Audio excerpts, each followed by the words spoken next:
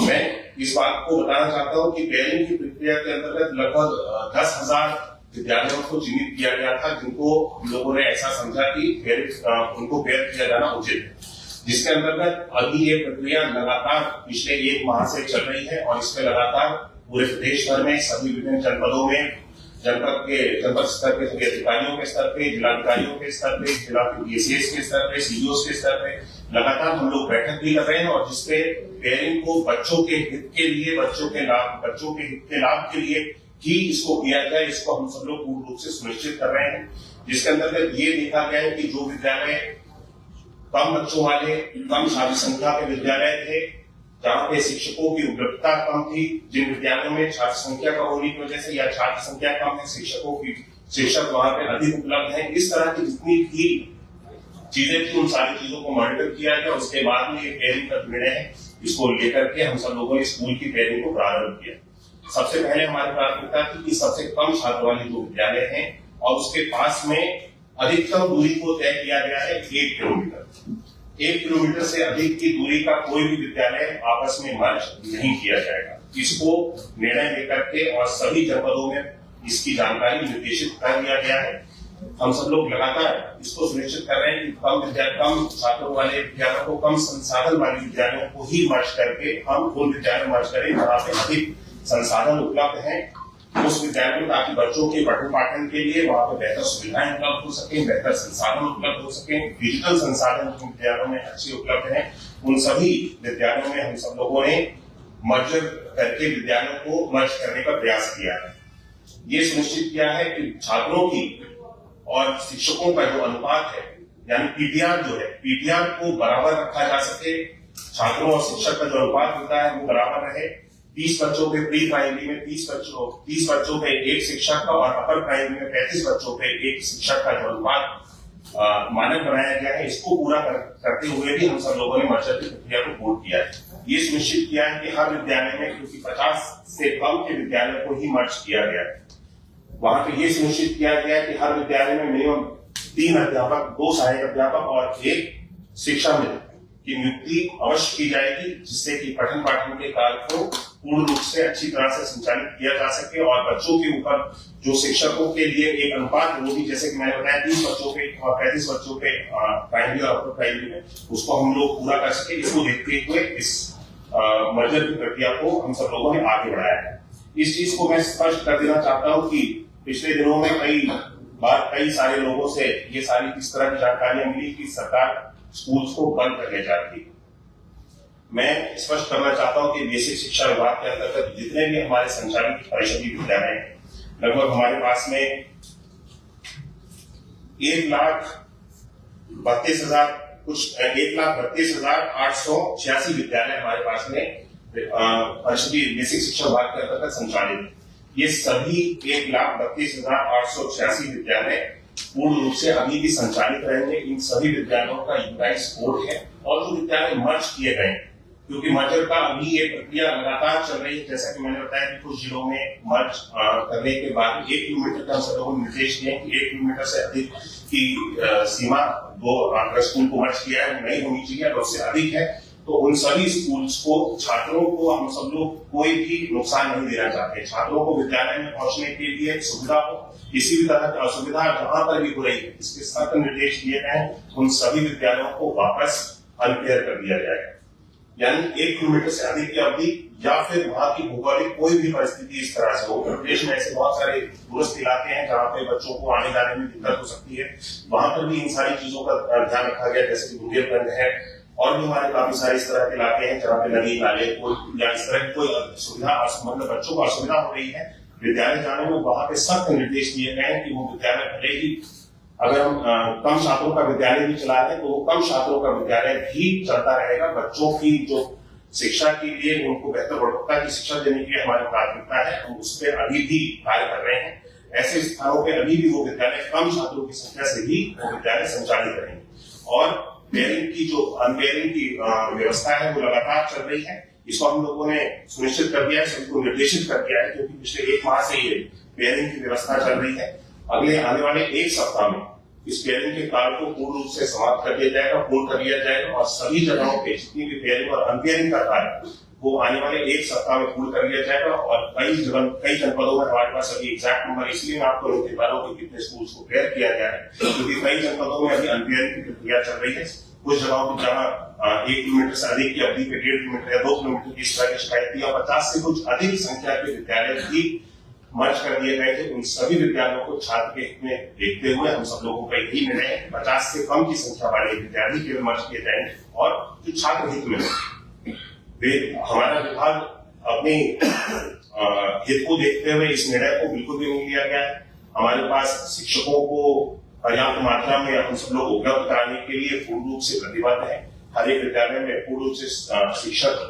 और जो छात्रों का अनुपात है उसको पूर्ण किया जाएगा। इसमें हमारा विभाग बहुत गंभीरता से कार्य कर रहा है। और जहां तक पिछले दिनों में कुछ तरह की जानकारियां देखने को मिली कि पदों को समाप्त किया जाएगा, मैं बताना चाहता हूं कि शिक्षकों का एक भी पद समाप्त नहीं किया जाएगा। जो जितने पद स्वीकृत है वो सारे स्वीकृत पदों पे जो समान व्यवस्था पहले से चलती चली जाती है वो सारी व्यवस्थाएं चली जाएंगी। हेड के पद को समाप्त करने की बहुत सारे लोगों ने इस तरह की क्रांतियों को फैलाने का प्रयास किया है। हेड के पद भी किसी तरह से कोई समाप्त नहीं किए जाएंगे, लेकिन फिर भी हमारे विरोधियों द्वारा इस तरह की अफवाहें फैलाई गई कि पेरेंट्स से स्कूलों को बंद किया जा रहा है। सरकार चाहती नहीं है कि बच्चों का जो शिक्षा का अधिकार है हर बच्चे का, वो बच्चों से छीना जाता है। हम शिक्षा के अधिकार को छीनने नहीं जा रहे, बल्कि उसके शिक्षा के अधिकार को और मजबूती देने के लिए हम इस पेयरिंग के निर्णय के साथ में आगे बढ़े। और ये कोई निर्णय ऐसा नहीं है किसी विद्यालय को पेयर कर दिया तो वो विद्यालय हमेशा के लिए पेयर कर दिया गया। ये छात्रों की संख्या के ऊपर पूर्ण रूप से निर्भर, इसको हम लोग निर्भर है। अगर छात्रों की संख्या भविष्य में आगे बढ़ती है या छात्रों की संख्या अधिक होती है और जिस विद्यालय को पेयर किया गया है वहां पर उन छात्रों के लिए बैठने के लिए पठन पाठन की व्यवस्था में किसी भी तरह की कोई असुविधा होगी तो जो हमारे पास अतिरिक्त भवन है, जैसा कि मैंने कहा कि एक भी विद्यालय बंद नहीं होगा। हर एक विद्यालय का जो उनके पास में यूनिक यूराइज कोड होता है हर एक विद्यालय, वो यूराइज कोड हर एक विद्यालय का बरकरार रहेगा। ये विद्यालय आज भी बेसिक शिक्षा परिषद के विद्यालय के तौर पर ही कहलाए जाएंगे और इन विद्यालयों में पठन पाठन का कार्य भी किसी भी विद्यालय में बंद नहीं होगा। भविष्य में कहीं आवश्यकता होगी तो इनमें फिर से हम सब लोग स्कूल की जो सुचारू व्यवस्था है, छात्रों की संख्या अधिक हो जाने पर उनको हम इस्तेमाल कर सकेंगे। जो भवन अभी हम लोगों ने पेयर करने के बाद में भवन खाली हुए, इन भवन को हम सब लोग किस तरह से इस्तेमाल करेंगे इसके बारे में मैं आपको जानकारी देना चाहता हूँ। हम सब लोग जितने भी भवन हमारे इस पेयरिंग की प्रक्रिया के बाद में और अनपेयरिंग की प्रक्रिया पूर्ण हो जाने के बाद में शेष बचेंगे, उन सभी भवनों के साथ में हमारा विभाग बेसिक शिक्षा विभाग ICDS विभाग के साथ में मिल करके हम प्री प्राइमरी यानी बाल वाटिका को प्रारंभ करने जा रहे हैं। ये प्रथम वर्ष होगा क्योंकि भारत सरकार ने भी कहा है कि 6 वर्ष की आयु से हम कक्षा 1 में बच्चे का दाखिला करें। ये नियम जो है पूरे देश भर में लागू होता है। इसको देखते हुए बच्चों के लिए जो अर्ली चाइल्डहुड एजुकेशन है यानी प्री प्राइमरी एजुकेशन, उससे कहीं ना कहीं बच्चों को हम अपने परिषदीय विद्यालयों में उससे दूर जाते हुए हम सब लोगों ने महसूस किया। इस निर्णय को इसलिए लिया गया कि बच्चों को प्री प्राइमरी एजुकेशन यानी कि अर्ली चाइल्डहुड एजुकेशन बच्चे के लिए कक्षा 1 में सीधा दाखिला लेने से पहले उसके पास में बेसिक नॉलेज इतनी होनी चाहिए, यानी जो LKG, UKG और प्री प्राइमरी जितनी हम सब लोग व्यवस्थाएं देखते हैं सभी स्कूल्स में, प्राइवेट स्कूल्स में जो व्यवस्थाएं बनाई गई हैं, उसी तरह से हम सब लोग अपने परिषदीय विद्यालयों में भी इन सारी व्यवस्थाओं को आज अब से प्रारंभ करने जा रहे हैं। पूर्व में बाल वाटिका के तौर पे ICDS डिपार्टमेंट के साथ में इन सारी व्यवस्थाओं को चलाया जाता रहा है, जहाँ पे बच्चों के पोषण ट्रैकर के माध्यम से उनके पोषण की भी देखभाल की जाती थी और बच्चों को वहाँ पे खेलकूद की सामग्री भी जो कि हमारे विभाग के द्वारा काफी सारी सामग्रियां हैं जिनको उपलब्ध कराया जाता था, जिसमें वंडर बॉक्स है, बच्चों के लिए प्ले मटीरियल है, वर्क बॉक्स है, बिग स्टोरी बुक्स हैं, उनके लिए खेलकूद की सामग्री है, जॉयफुल लर्निंग कॉर्नर्स हैं, बहुत सारी चीजें हैं जो आंगनबाड़ी के जो कोलिपित आंगनबाड़ी हैं जहाँ पे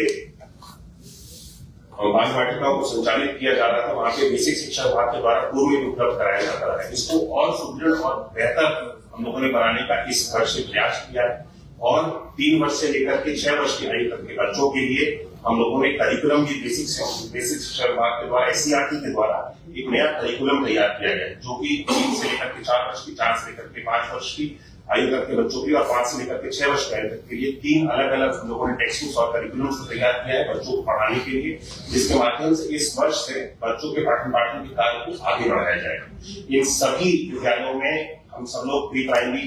की क्लासेस को प्रारंभ करेंगे। जितने भी विद्यालय हमारे भवन खाली हुए हैं, और इसके लिए पठन पाठन के लिए हम सब लोगों ने ECCE एजुकेटर्स की नियुक्ति भी प्रारंभ कर दी। ये एजुकेटर्स बच्चों को प्री प्राइमरी में पढ़ाने के लिए वर्ष 24-25 में 10,684 ECC एजुकेटर्स के लिए इनकी नियुक्ति की कार्रवाई को प्रारंभ किया गया था, और वर्ष 25-26 में 8,800 ECCE एजुकेटर्स की नियुक्ति के लिए हम सब लोगों ने इसकी प्रक्रिया को प्रारंभ कर दिया। ये सभी एजुकेटर्स नियुक्त हो जाने के बाद में प्री प्राइमरी की, जिसकी मैंने बात करी, यानी 3 वर्ष से लेकर के 6 वर्ष तक की आयु तक के जो बच्चे हैं, इनको पढ़ाने के लिए अपना योगदान देंगे। इनके लिए जो करिकुलम तैयार किया गया और जो वंडर बॉक्स के माध्यम से और भी जो सारी चीजें गतिविधियां पहले से जो चलती चली आई है, इन सभी विद्यालयों इन सारी गतिविधियों को प्रारंभ किया जाएगा। इसका फलस्वरूप ये होगा कि क्योंकि 6 वर्ष की आयु जो बच्चों के लिए निर्धारित की गई है कक्षा 1 के लिए, उससे पहले अभी तक पिछले समय में ऐसा रहता था कि बच्चे को 4.5 वर्ष की आयु में, 5 वर्ष की आयु में भी कक्षा 1 में दाखिला हो जाता था और बच्चे अपने पठन पाठन के कार्य को प्रारंभ कर देते। लेकिन अब जब 6 वर्ष की आयु को निर्धारित कर दिया गया है, तो उससे पहले बच्चे क्योंकि 3 वर्ष से लेकर के 6 वर्ष तक की आयु में कुछ ना कुछ सीखे, उनका बैकग्राउंड और बेस मजबूत हो सके, इन सारी चीजों को देखते हुए इस निर्णय को लेकर के सभी विद्यालयों में प्री प्राइमरी के क्लासेस को सुचारू रूप से चलाया जाएगा, जिसके लिए हम सब लोगों ने 15 अगस्त तक इसको हम लोगों ने निर्धारित किया है कि जितने भी भवन इस प्रक्रिया को 1 सप्ताह के अंदर हम सब लोग पेयरिंग और अनपेयर की प्रक्रिया को हम सब लोग पूर्ण कर लेंगे, और आने वाली 15 अगस्त तक सभी विद्यालयों को, कोई भी विद्यालय ऐसा नहीं रहेगा तो विद्यालय खाली हो, जिनको बाल वाटिका के रूप में यानी प्री प्राइमरी के रूप में हम सब लोगों ने कन्वर्ट किया है, अपने परिषदीय विद्यालयों के साथ में जोड़ करके इन सभी विद्यालयों को 15 अगस्त तक हम सब लोगों ने सुनिश्चित किया है। इसको सुनिश्चित करेंगे कि सभी विद्यालयों में प्री प्राइमरी और बाल वाटिका की जो गतिविधियां हैं वो सारी प्रारंभ हो जाए। मुझे लगता है कि शिक्षक के समायोजन की भी, शिक्षकों के समायोजन की जो अभी प्रक्रिया हम सब लोगों ने हाल ही में पूर्ण की, इसके बारे में भी बहुत सारी चर्चा हुई। मुझे भी ये लगता है कि ये अपने आप में एक बहुत ही सकारात्मक पहल बेसिक शिक्षा विभाग के द्वारा की गई। हम लोगों ने ऐसे विद्यालयों को चिन्हित किया